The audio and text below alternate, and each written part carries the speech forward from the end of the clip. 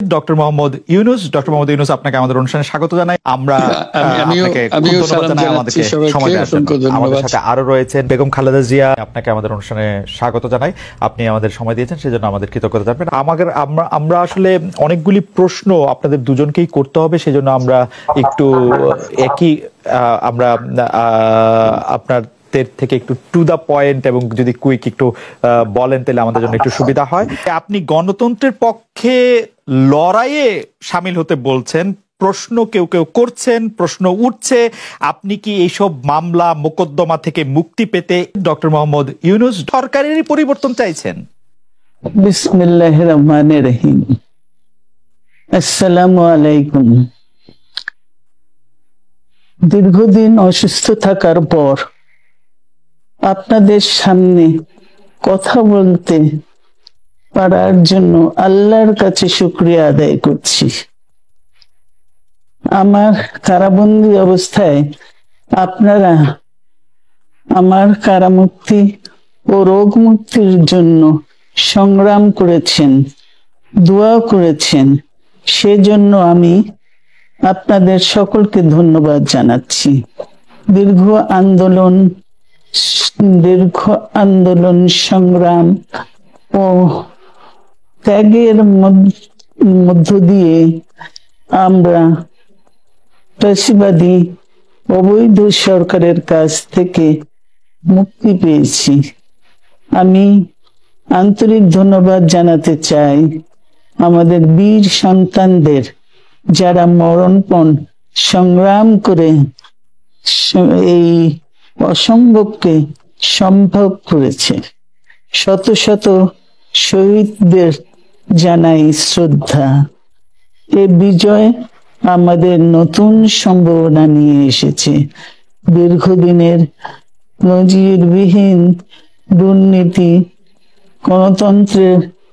গণতন্ত্রের ধ্বংসের স্তূপের মধ্য থেকে আমাদের নির্মাণ করতে হবে এক সমৃদ্ধ বাংলাদেশ। ছাত্র তরুণরাই আমাদের ভবিষ্যৎ। তরুণরা এই যে স্বপ্ন নিয়ে বুকের রক্ত ঢেলে দিয়েছে, সেই স্বপ্ন বাস্তবায়নে করতে মেধা, যোগ্যতা, জ্ঞান ভিত্তিক গণতান্ত্রিক বাংলাদেশ গড়ে তুলতে হবে। শোষণহীন সমৃদ্ধ বাংলাদেশ, সকল ধর্মের গোত্রের অধিকার নিশ্চিত করতে হবে। শান্তি, প্রগতি আর সাম্যের ভিত্তিতে আধুনিক বাংলাদেশ নির্মাণে আসুন আমরা তরুণদের হাত শক্তিশালী করি।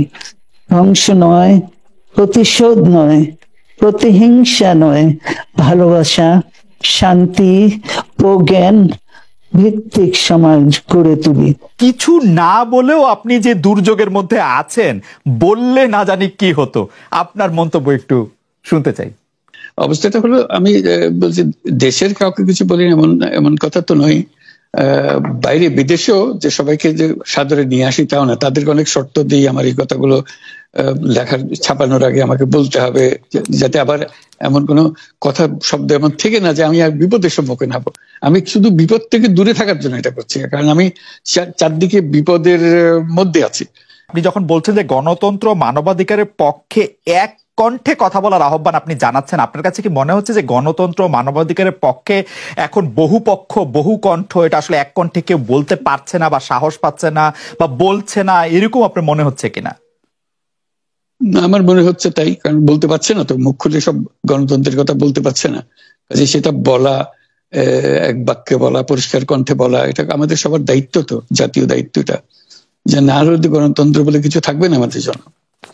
আদৌ গণতন্ত্র বলে কিছু থাকবে না। আপনাকে কি তিনি তার প্রতিদ্বন্দ্বী মনে করেন, নাকি সত্যি তার কাছে এমন কোনো তথ্য রয়েছে যে আপনার বিশাল কোনো রাজনৈতিক অভিলাষ রয়েছে, আপনি কি রাজনৈতিকভাবে তার প্রতিদ্বন্দ্বী হয়ে উঠছেন বলে তিনি আপনাকে অপছন্দ করছেন, না কি কারণে, আপনার কি মনে হয়? আমার মনে হয় উনি মনে করেন যে আমি দেশের সর্বোচ্চ ডাকু, সন্ত্রাসী, কিংবা আমি অপরাধী, আমি সেরা চোর এই জাতীয় জিনিস মনে করেন, কাজে সেগুলো ব্যাখ্যা করেন উনি তার মাকে, এমন সব কটু শব্দ ব্যবহার করেন যাতে মনে হয় যে আমার সম্বন্ধে তার ধারণা খুবই খারাপ। আসলে এটা নিয়ে কথা বলাটা একটু বিব্রতকরই, কিন্তু কেউ কেউ এটা বলে থাকেন যে বিশেষ করে যে 2007 সালে যে 111 সরকার আমরা যাকে বলি, তাদের যে বিরাজনীতিকরণের একটি চেষ্টা, সেই চেষ্টার মধ্যে আপনার অংশগ্রহণ আছে কিনা? যদিও বারবার বলা হয় যে আপনি আসলে সেই ক্ষমতাটা দখল করতে চেয়েছিলেন, অথচ আমরা উল্টা শুনেছি, আপনার মুখেও শুনেছি, যারা ওই সময় কৌশলভ ছিলেন তাদের মুখেও শুনেছি যে আপনাকে আসলে অফার করা হলো, আপনি সেটি ফিরিয়ে দিয়েছিলেন। কিন্তু কেউ কেউ আবার বলে থাকেন আপনি একটা লম্বা সময়ের জন্য চেয়েছিলেন। এইটি কি একটা কোনো কারণ হতে পারে? এই ব্যাপারটি কি আমাদের দর্শকদের জন্য মানে বা ইয়েদের জন্য একটু আপনি পরিষ্কার করবেন যে আপনি আসলে রাষ্ট্রের সর্বোচ্চ ক্ষমতায় বা রাজনীতির জায়গায়, দেশ পরিচালনায়, সেগুলিতে আপনি আসলে আসতে চেয়েছিলেন কিনা, চান কিনা, বা ওই জায়গা থেকে? যদি চাইতাম খালেদ, যদি চাইতাম, তখন যখন মিলিটারি আমার বাসায় এসে বসে রইল সারা রাত আমাকে রাজি করানোর জন্য, আমি তো লুফে নিতাম। রাজি করানোর জন্য বসে থাকতে হবে কেন?